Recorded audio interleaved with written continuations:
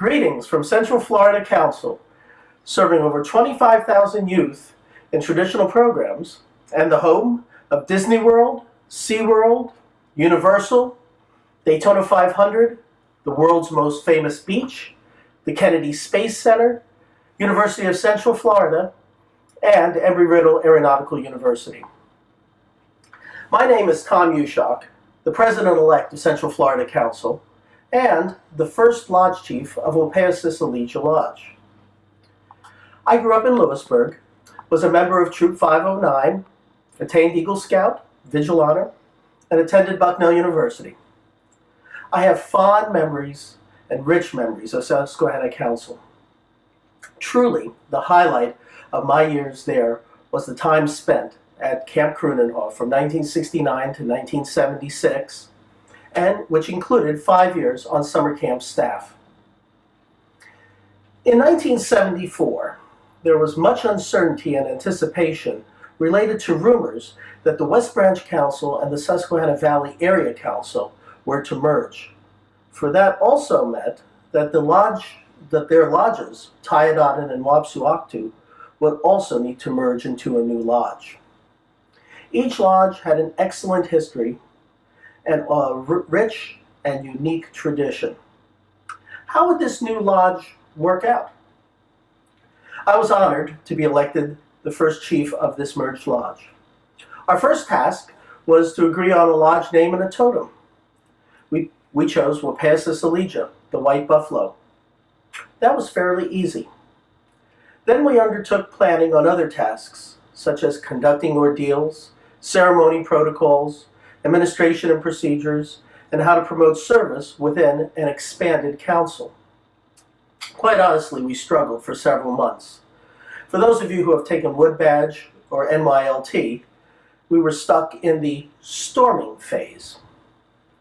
In March of that first year, I received notification from Melvin Hunter, who was the Scout Executive of the new Susquehanna Council, calling me to meet him personally at the Scout Service Center in Williamsport. It was a big deal, not only because he was the Scout Executive, but also because I had just gotten my driver's license and my mom had to accompany me up to Williamsport. At the meeting, Mr. Hunter informed me that he had decided to eliminate performing ordeals during the 6 weeks of upcoming summer camp. Now, while holding fall and spring ordeals is not a foreign concept to us today, ordeals during summer camp was the cornerstone of the OA program in the 1970s. This was a real challenge. We struggled with how to implement it, and finally decided to take this issue to the entire lodge at the spring powwow. Several hundred brothers were jammed into the dining hall for the meeting. The news of the change in the ordeal was not welcome. Most people were stunned.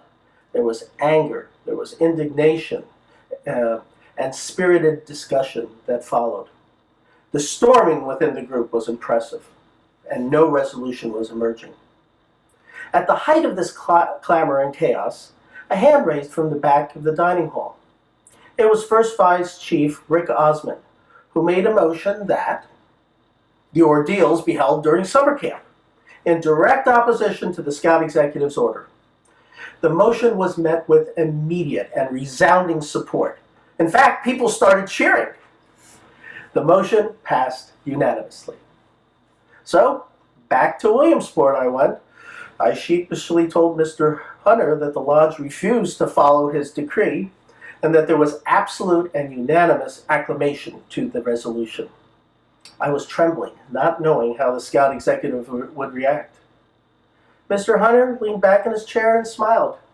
He mumbled something. I think he said, "I thought that would happen." Then he leaned forward and said, "The lodge is united for an issue for the first time. That is a great thing. Go ahead, hold those ordeals during summer camp, and I know that the lodge can now be successful because they are united." It indeed was a seminal event, for the lodge then entered into a performing stage for the remainder of the year. At that same powwow, we also held a contest to select the first flat patch design. 9 different proposals were submitted, and the eventual design was a hybrid incorporating elements from several of the submissions. In early summer, I discussed ordering the flap patches and neckerchiefs with staff advisor Neil Baum. He told me that he had heard of a company in Taiwan that made patches that were inexpensive and of very good quality. They were actually sewn by hand, and the quality control was a little bit variable. For instance, the design might change slightly from one patch to the other, and if they ran out of a particular color of thread, they might change to a similar but different color. The advantage of this company was that the prices were very favorable. We can get fully embroidered patches and fully embroidered neckerchiefs for slightly less than the cost of cloth-back patches in the United States. I instructed Mr. Baum to place the order, and the goal was to receive shipment in time for the annual meeting of the lodge, which was held at the end of the summer camp season in August. By mid-July, we had only received one proof patch and neckerchief. We approved it, and I mounted that patch and neckerchief set on a leather hide and put it on display in Camp Krunenhof for the remainder of the summer. I also started to be concerned that the order might not arrive in time for the August meeting. 2 weeks before the meeting, there were still no patches. Neil Baum said that there was no way to contact the Chinese company and that we just had to hope for the best. It was apparent that there was a very high probability that we would not have any patches. That summer, I was the handicraft director at Camp Krunenhof. I felt very strongly that we should have some sort of visual identity for this new lodge, a tangible symbol of all that we accomplished for that year. To that end, I started to paint individual flaps, originally on leather with edged outlines. That approach proved to be too time-consuming, and with less than 1 week before the annual meeting, I had only completed 5 leather flaps. I switched to creating these patches on cardboard. A total of 50 hand-painted patches were made. Here's an example. They have several discriminating features. First of all, my initials, TY, are placed across the body of the white buffalo. On the back, there is an inscription, Chief's Award, with my signature, and a number that ranges from 1 to 50, and the lodge number 343. This is written in a purple marker, which has faded over the years. The cardboard was cut from posters that we had around camp from Project SOAR, so that there are occasional red and black etchings on there. It turned out that the flap patches did not arrive in time. The first annual meeting was held in the parade field in front of the dining hall. The mounted sample flap and neckerchief was right by the podium. I awarded these hand-painted flaps as Chiefs Awards during the meetings.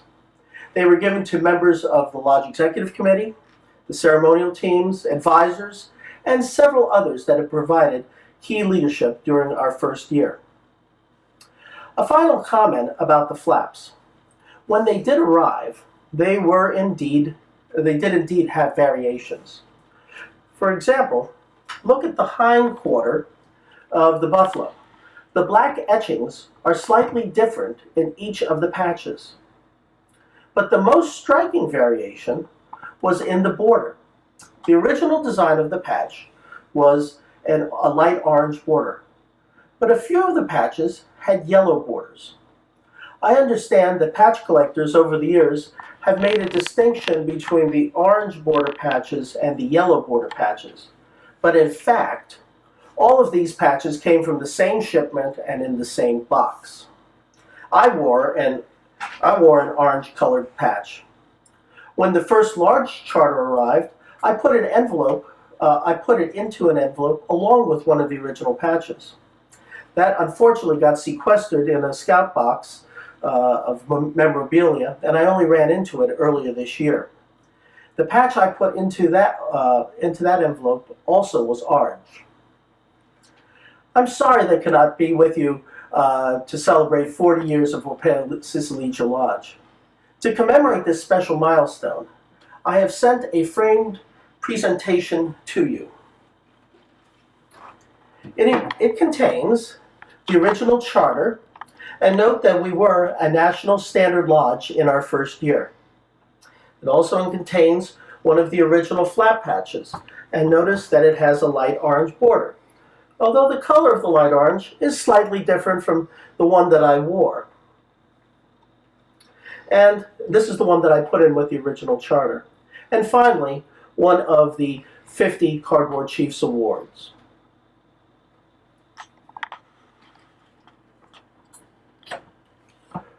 Firm bound in brotherhood, gather the clan.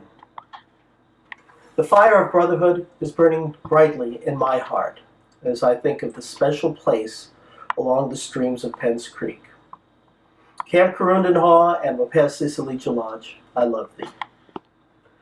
I hope that I can see some of you in the future, whether it's at Camp Karundanhaw, at next year's NOAC, or when you're in the Central Florida Council area. Congratulations, Woapeu Sisilija Lodge, on 40 wonderful years. May you continue your fine tradition of cheerful service.